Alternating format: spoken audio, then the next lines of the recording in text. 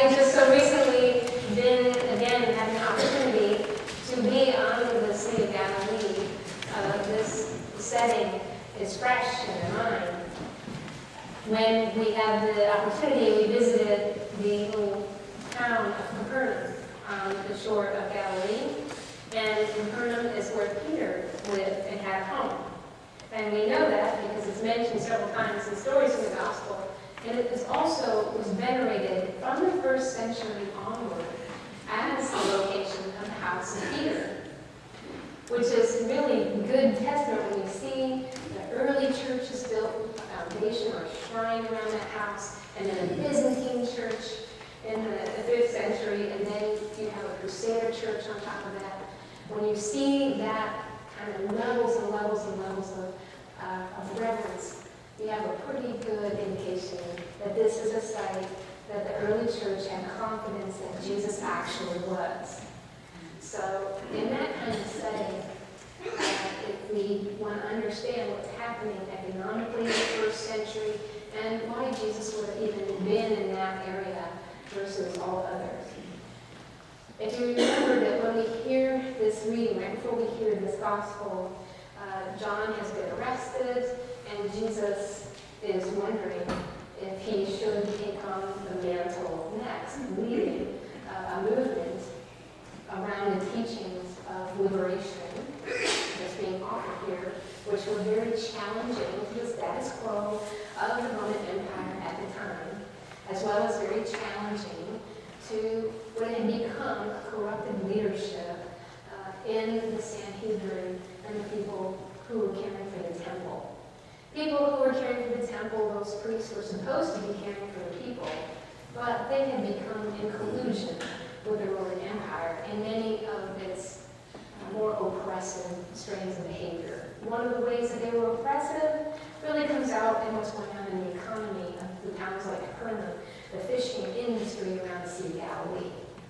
Basically, when the Romans come into a new place, any new place at all, they do an assessment very quickly of where is the money coming from that generates money, where are the resources in this newly occupied region that they can exploit. When you exploit resources, as an empire, you're also exploiting the people who work with those resources.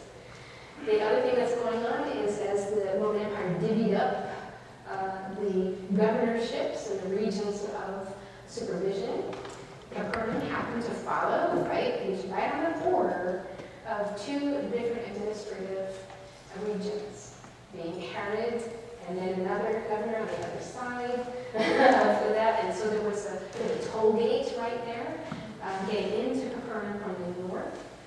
And there was a tax on any goods that were being exported out of Capernaum, and that big fish, salted fish, big export, being taxed just to even ship it out of that area.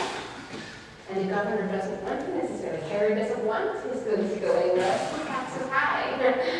And also, anything coming in is taxed quite heavily as well. So particularly goods and spices and things you rely on from the north, you're also paying taxes. The fishermen are getting taxed in two ways in addition to the export-import taxes. The fishermen are getting taxed in kind by the Roman Empire. They want fish off the top. Without pay, they're not paying for these fish. It's expected as a donation to the Roman Empire. And these fish get distributed among the elites, the nobility, and those who are in collusion with them. Okay? You grease my palm, I'll give you fish. So that's one thing. The other thing is they're getting taxed even for their own equipment.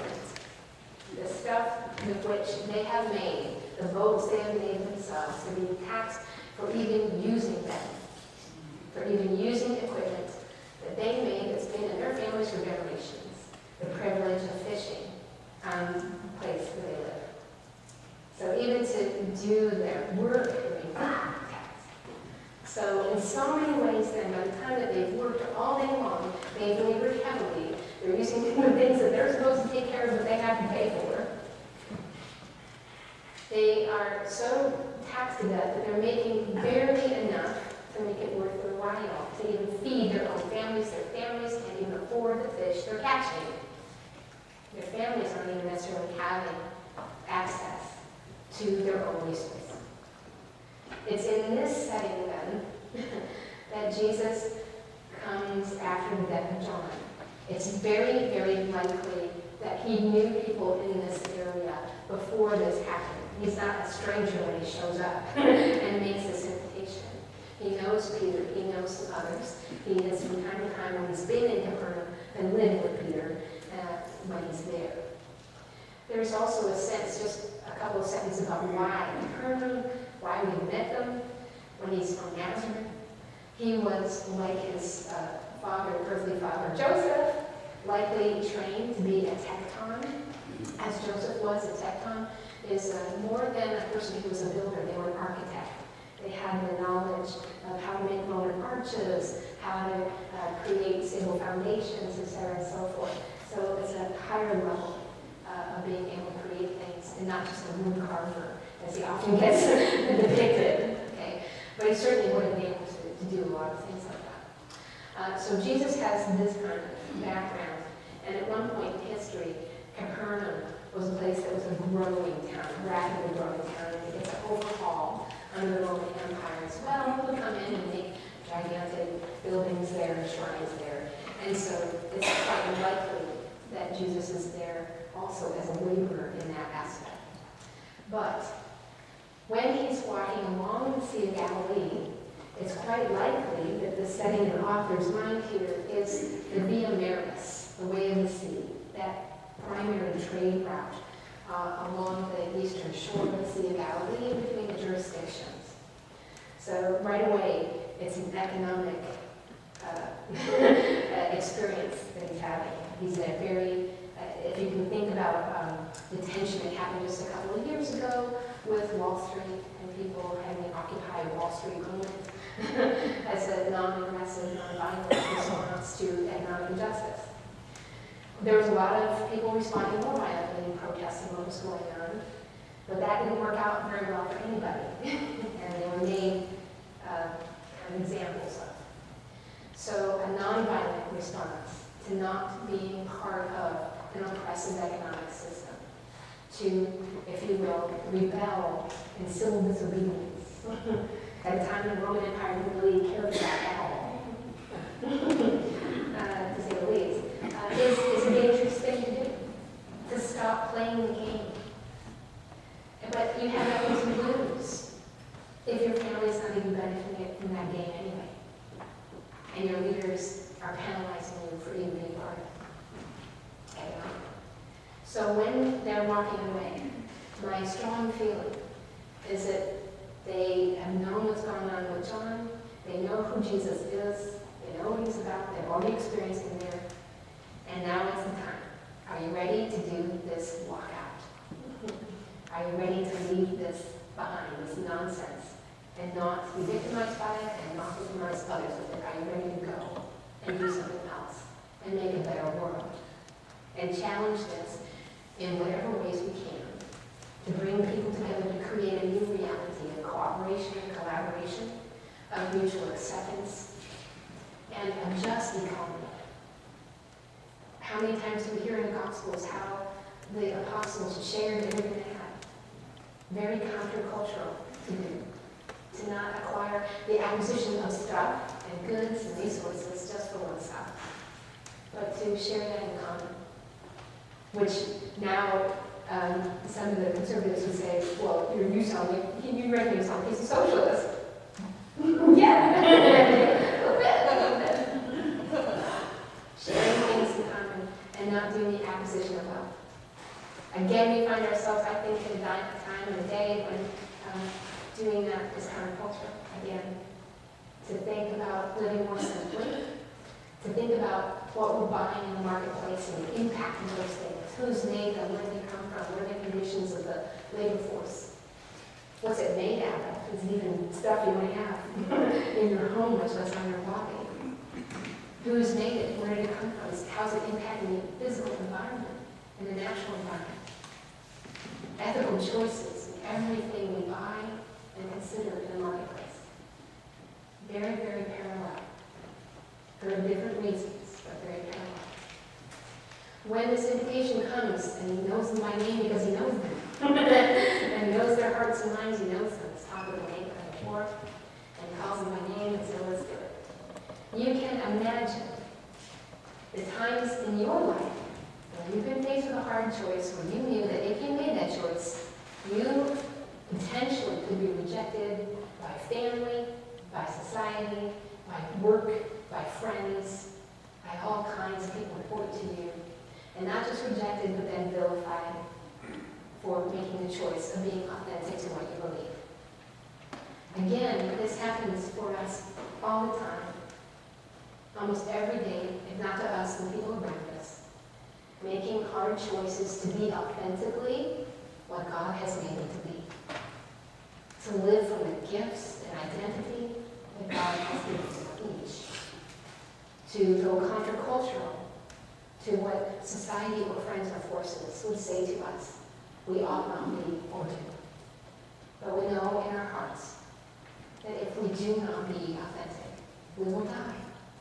We live a miserable, miserable life in silence and suffering. This is the very freedom that Christ and the apostles want for themselves. Economic expression, personal expression, freedom from oppression, the ability to live honestly, simply, authentically, in care for one another, and not be victimized anymore by other expectations, by other forces and occupation. It's a liberation on so many levels that they're seeking. The invitation of God then to each of us, as to them today, by name,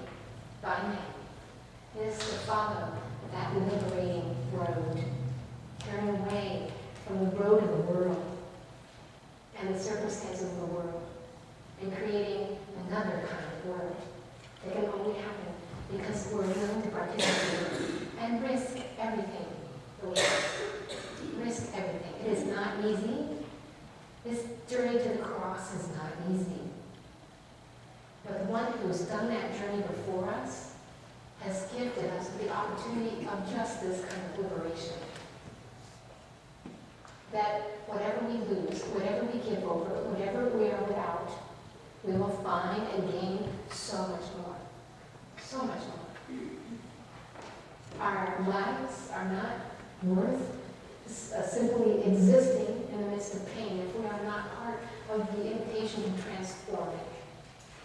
And not just transform for ourselves, but for others who come after us. That wonderful campaign against bullying, It Gets Better, can only happen if we're willing to challenge it now as it happens around us. It can only get better if we make it so, if we transform it. Now, just this past week, the theologian Marcus Borg died on Wednesday. Now, Marcus Borg is considered a progressive Christian theologian, and he belonged to what was called the Jesus Seminar. And the Jesus Seminar was a lot of biblical scholars and theologians who wanted to understand, kind of demystify, if you will, some of the accretions over time that have been assigned to Jesus that makes him almost a caricature in some ways, that people can kind of go, when they hear about. And really stripping away the layers to get down to who was the historical Jesus and what was he doing? And why was it important within the context in which it happened? Because that's even much more profoundly important to us today. And as they did this study, Marcus had this story once about how he was with this group of academics and they were looking at all the sayings of Jesus. You know, you get rid of those red letter editions of Bibles, right? All the things he treated and the things that he said. And they're looking at the red letter, if you will, to try to discern through all the layers of time which of these things he might have actually said versus the things that would have been assigned to him for various reasons, not usually nefarious reasons, but reasons trying to illuminate a particular condition in history. And as they were having this very important discussion, he realized that many of the academics who knew so much about biblical history and cultural history weren't necessarily people of faith. They didn't necessarily believe in God. And for him, it was profoundly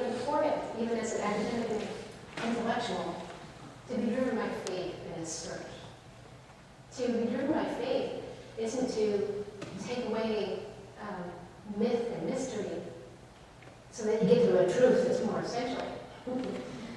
It's to understand that there are levels of truth that are just as important and profound as a scientific inquiry as to did it happen that way.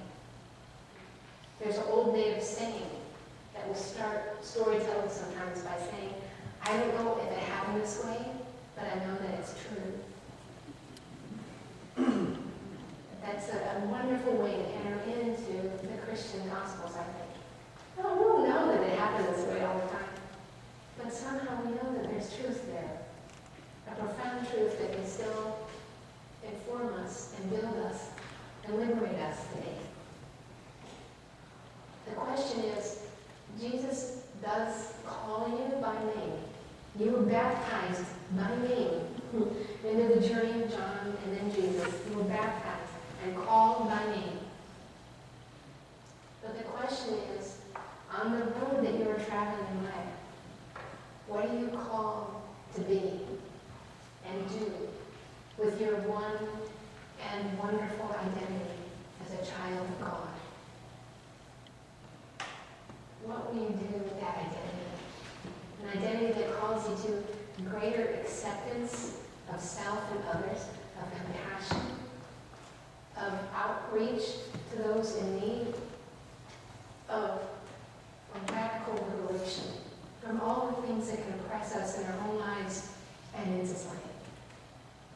This one and precious identity as a child of God, foremost, being called by that name into following Jesus.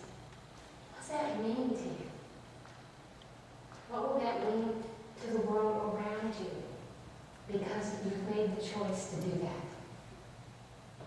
Our faith isn't